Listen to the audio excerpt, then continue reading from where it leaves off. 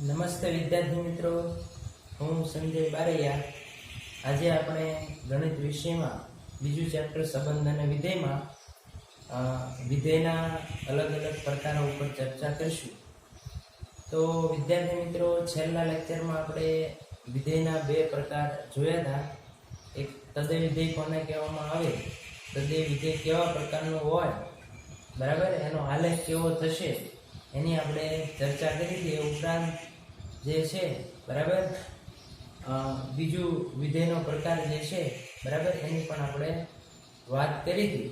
બરાબર, તદય વિધેય કોને કહેવામાં આવે, બરાબર, એ સિવાય અચળ વિધેય કોને કહેવામાં આવે, બે વિધેયો આપણે જોયા હતા. તો પ્રથમ વિધેય જે હતું તદય વિધેય, તો તદય વિધેય કેવા પ્રકારનું હોય, બીજું જોઈશું આપણે અચળ વિધેય. બરાબર, અને હવે આપણે આગળ વાત કરીએ, બરાબર, કે જે છે આગળનો વિધેયનો પ્રકાર કયો છે. તો હવે વિધેયના પ્રકારમાં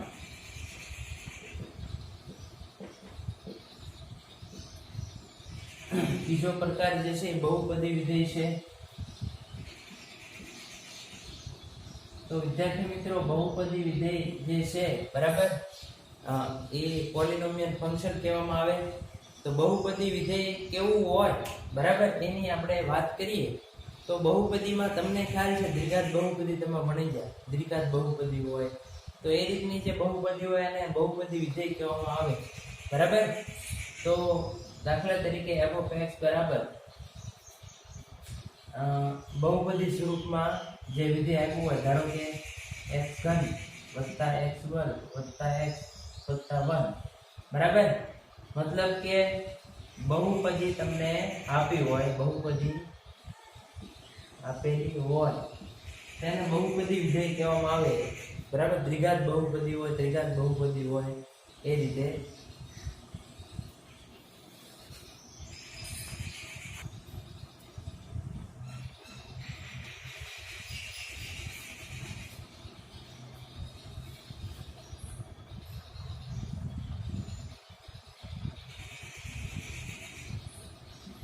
ઉદાહરણ 13 આપણે જોઈએ બહુપદી વિધેય આધારિત. f(r) થી r f(x) બરાબર x2 x belongs to r થી વ્યાખ્યાયિત વિધેય છે.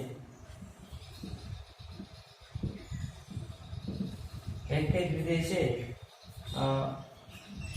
નો આલેખ દોરો. આનો આલેખ દોરવાનો છે તથા પ્રદેશ અને વિસ્તાર નક્કી કરો. બરાબર, તો વિદ્યાર્થી મિત્રો, બહુપદી વિધેય જે છે એમાં બહુપદી આપી હોય, મતલબ કે આ રીતે જો અહીંયા f(r) થી r પ્રદેશ છે, r સહપ્રદેશ વાસ્તવિક સંખ્યા, આ વિધેય છે f(x) બરાબર x2. f(x) ને y કહેવાય એ પણ તમને ખ્યાલ છે વિદ્યાર્થી મિત્રો. f(x) બરાબર x2 x belongs to r થી વ્યાખ્યાયિત વિધેય છે. નો આલેખ દોરો તથા પ્રદેશ અને વિસ્તાર પણ નક્કી કરો.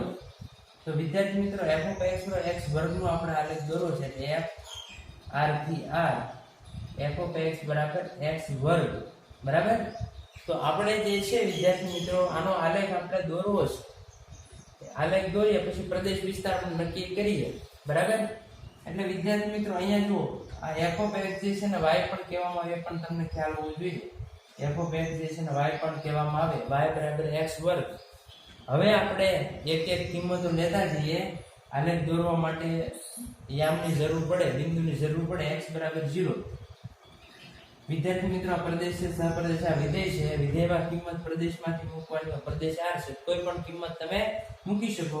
x બરાબર 0 તો y બરાબર 0, મતલબ 0,0. x બરાબર 1 લઈએ તો y બરાબર 1, 1,1.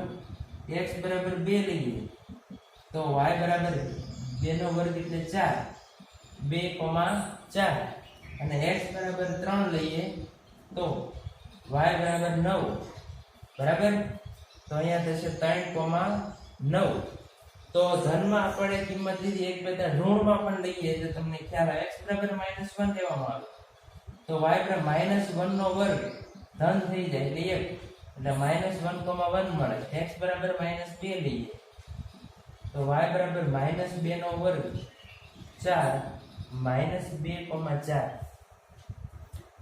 તો વિદ્યાર્થી મિત્રો હજુ એક બિંદુ લેવો તો x બરાબર -3 લઈએ તો y બરાબર -3 નો વર્ગ +9 આવશે -3,9. તો વિદ્યાર્થી મિત્રો આ રીતે બહુપદી વિધેય જે છે બરાબર એનો આલેખ કઈ રીતે દોરવો એના આધારે આપણે અહીંયા યામ મેળવ્યા છે. હવે એ યામ જે છે ને આકૃતિમાં આપણે દોરી નાખીએ બરાબર. તો તમને એનો પરફેક્ટ ખ્યાલ આવશે એનો આલેખ ખરેખર કેવો હોય. x અક્ષ છે y અક્ષ વિદ્યાર્થી મિત્રો. તો હવે બિંદુ તમે 0,0 અહીંયા આવશે બરાબર. અહીંયા 1 હોય 2 હોય 3 હોય 4 હોય અહીંયા પણ 1 2 3 બરાબર. આ રીતે ઉપર આવશે એટલે બધા બિંદુ આપણે લખતા નથી. અહીંયા -1 -2 -3 બરાબર. અહીંયા પણ લખવાની કોઈ જરૂર નથી અત્યારે. તો 0,0 અહીંયા આવે 1,1 x બરાબર 1 તો y બરાબર 1 અહીંયા આવશે. 0,0 ઉગમ બિંદુ 1,1 અહીંયા આવશે. 2,4 x બરાબર 2 તો y બરાબર 4 x બરાબર 2 તો y બરાબર 4 એટલે અહીંયા આવશે એ બિંદુ બરાબર. એ જ રીતે વિદ્યાર્થી મિત્રો 3 x બરાબર 3 તો y 9 વધુ મળે. x બરાબર 3 y બરાબર 9 એટલે ઉપર આવશે વિદ્યાર્થી મિત્રો. તો હવે ઋણમાં -1,1 લઈએ. x બરાબર -1 તો y બરાબર 1 થશે. x બરાબર -1 તો y બરાબર 1. x બરાબર -2 તો y બરાબર 4 એટલે અહીંયા આવશે. પછી x બરાબર -3 તો અહીંયા આવશે બરાબર. તો વિદ્યાર્થી મિત્રો અહીંયા આપણે જોઈશું કે x ની ધન કિંમત મૂકવામાં આવે તો y ધન મળશે. x ની ઋણ કિંમત મૂકવામાં આવે તો પણ y તો પાછા ધન જ મળે છે બરાબર. એટલે આ તમામ બિંદુને જો જોડવામાં આવે તો એનો આલેખ જે છે તૈયાર થઈ જાય બરાબર. વિદ્યાર્થી મિત્રો જોજો ખાસ બરાબર. તો આ આલેખ જે છે એનો મળી જાય f of x બરાબર x વર્ગ નો આલેખ આ રીતનો આવે વિદ્યાર્થી મિત્રો. આ તો અગાઉ તમે થોડોક અભ્યાસ કરી ચૂક્યા છો કે f of x બરાબર x વર્ગ જે છે એટલે શું છે બરાબર. તો કે આનો આકાર પરવલય થશે. આને કહેવામાં આવે પરવલય. પરવલય ઉપર તરફ બરાબર. એટલે આ પરવલય જે છે એ ઉપરની તરફ ખુલે જે છે એનો મતલબ એવો થશે બરાબર. 10મા ધોરણમાં તમારો પરવલય આકાર આલેખનો આકાર કેવો છે પરવલય આકાર બરાબર. એટલે એ તમને જે છે એ ખ્યાલ હશે. આપણે આ ધોરણમાં જે છે એ શાંકો ચેપ્ટર આવે છે એમાં બધા પરવલયના અલગ અલગ પ્રકારો ભણવામાં આવશે. વર્તુળ ભણવામાં આવશે. ઉપકલ અધ્યાય પણ ભણવામાં આવશે. એટલે આ રીતનું બહુપદી વિધેય આપ્યું હોય f of x x પર એટલે પરવલય છે એનો આલેખ એવો થશે.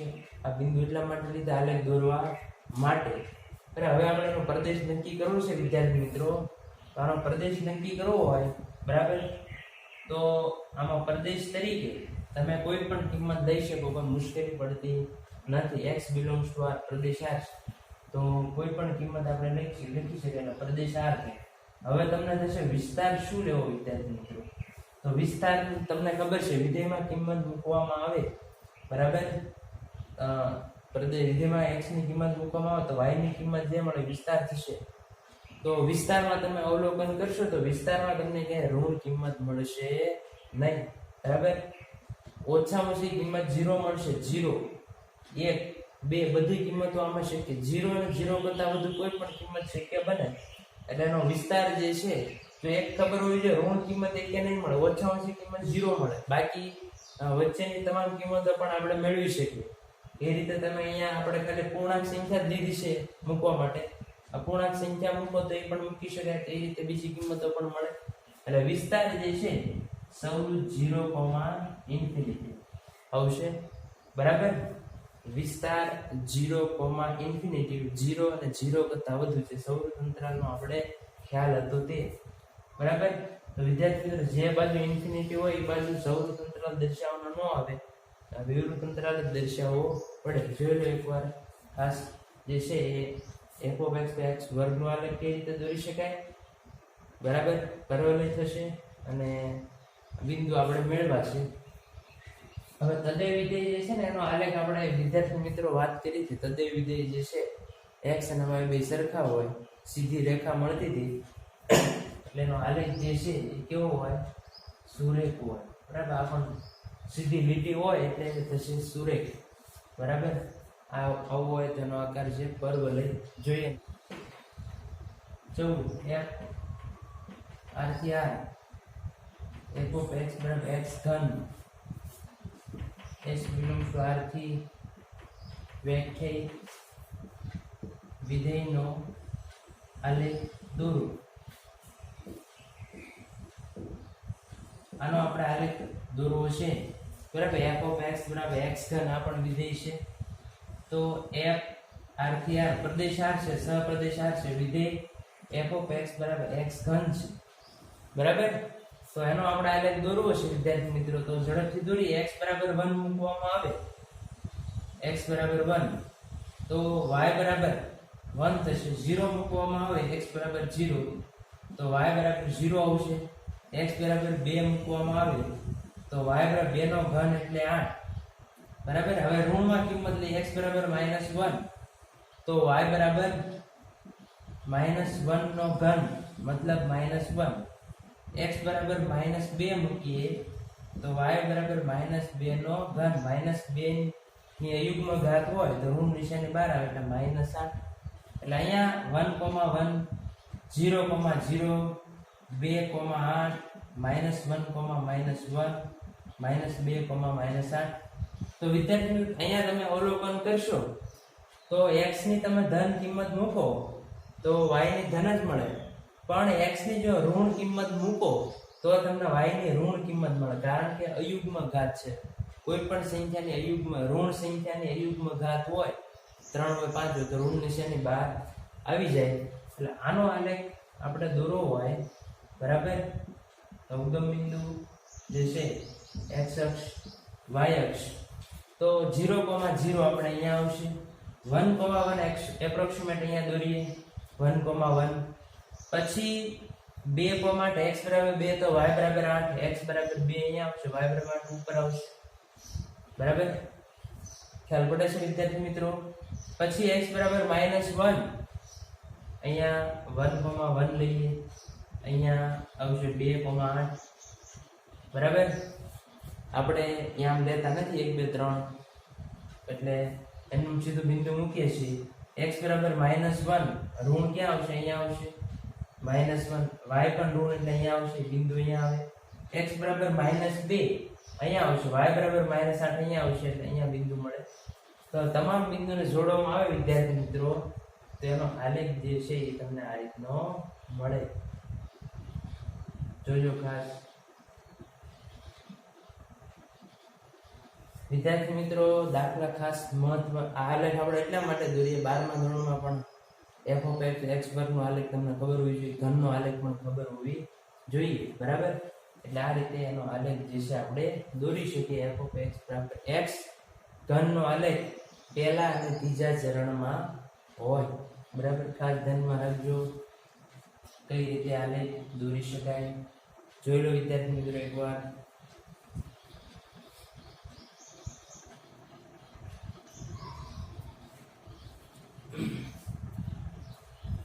વિદ્યાર્થી મિત્રો પછીનો પ્રકાર છે સમય વિધેય.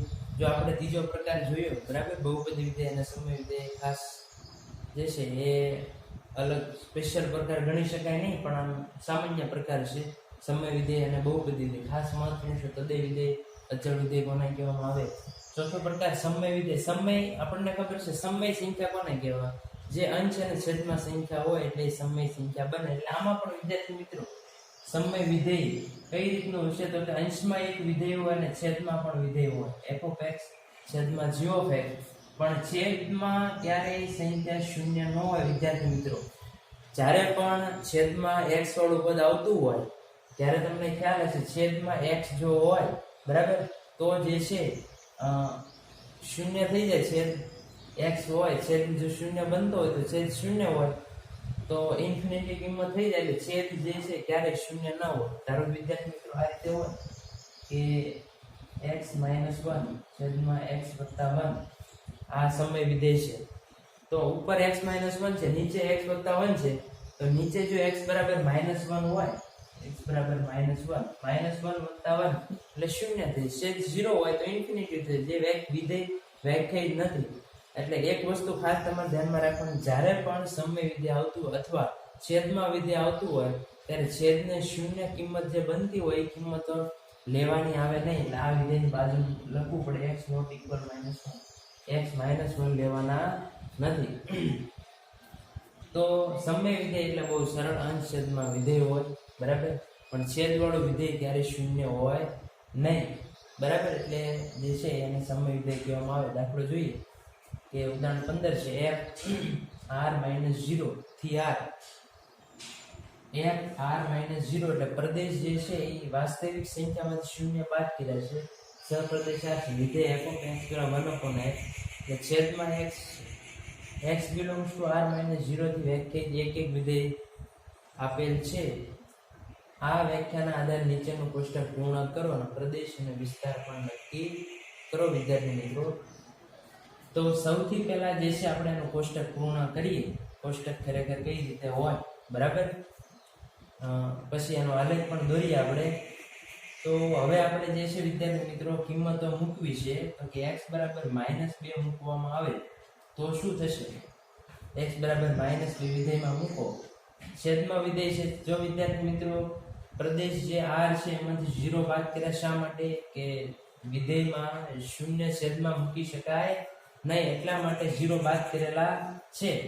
હવે x બરાબર -2 જો મૂકવામાં આવે તો વિધેય જે છે f (-2) અહીંયા 1/-2 1/-2 એટલે -0.5 એટલે અહીંયા આવશે -0.5.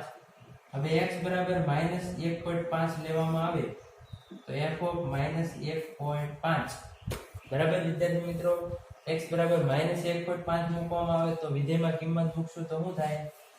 તો કે વિધેય આ છે તો 1/-1.5 મતલબ કે અહીંયા 1/-1.5 જે છે, બરાબર. એટલે એ 0.67 સમથિંગ થશે, -0.67, બરાબર. પછી x બરાબર -1 લેવામાં આવે તો શું થાય? x બરાબર -1 લઈએ, જો અહીંયા કિંમત આવશે -0.67. x બરાબર -1 લેવામાં આવે તો શું થાય?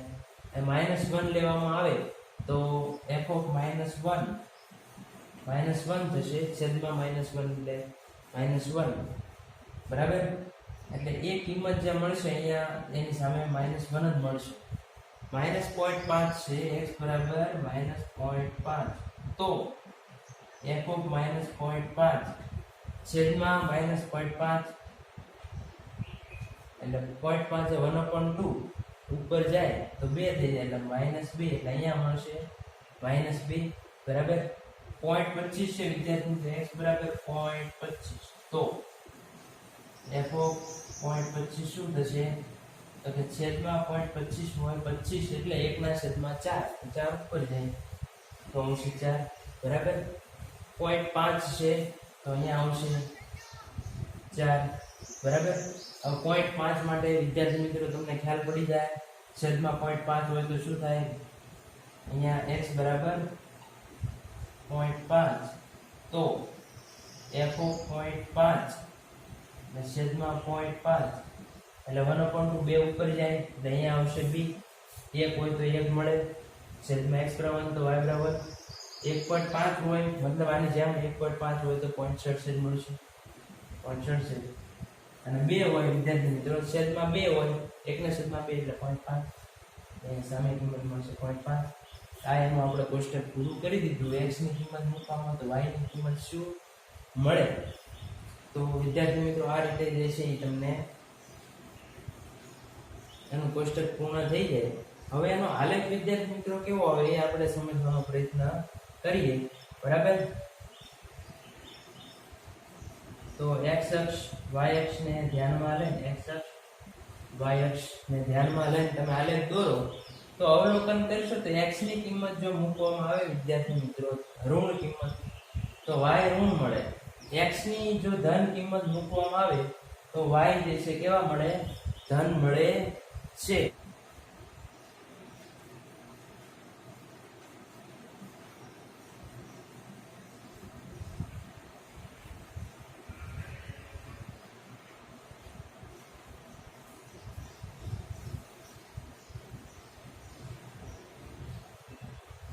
ચલો વિદ્યાર્થી મિત્રો, આપણે જે છે એ આલેખ દોર્યો છે, એમાં બિંદુ જોડે x બરાબર -2 તો y બરાબર x બરાબર -2 તો y બરાબર 0.5 એટલે અહીંયા આવશે બિંદુ.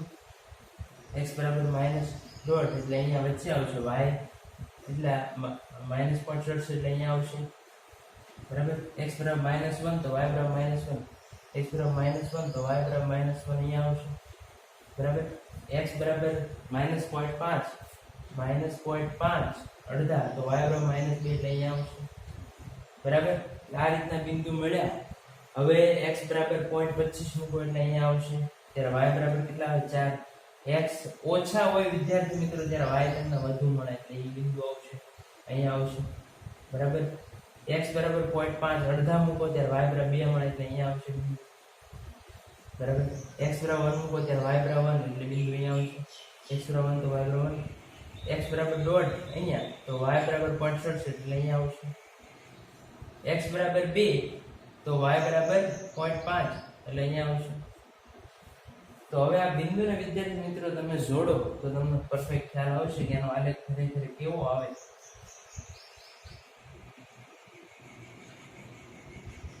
આ બાજુ પણ જોડવામાં આવે તો એનો આલેખ જે છે કેવો આવશે આ રીતે. તો વિદ્યાર્થી મિત્રો અહીંયા તમે જોશો બરાબર કે એનો આલેખ જે છે ઈ પહેલા અને ત્રીજા ચરણમાં હોય. x ની તમે ઋણ કિંમત મૂકો તો y ઋણ મળે. ત્રીજા ચરણમાં x ધન ઋણ તો y પણ ઋણ મળે એટલે એનો આલેખ આ રીતનો. પછી x ની કિંમત ધન મૂકો તો y ધન મળે બરાબર. તો જે છે એનો આલેખ પ્રથમ ચરણમાં મળે. એટલે આ રીતનું વિધેય આપ્યું f(x)(1/x) ત્યારે જે છે એનો આલેખ આ રીતનો મળે. વિદ્યાર્થી મિત્રો એક ખાસ જોઈ લો કે આનો આલેખ જે છે x અક્ષને ક્યાંય છેદશે નહીં, બહુ નજીકથી પસાર થશે. આ પણ y અક્ષને ક્યાંય છેદશે નહીં બરાબર, એટલે બહુ નજીકથી પસાર થશે.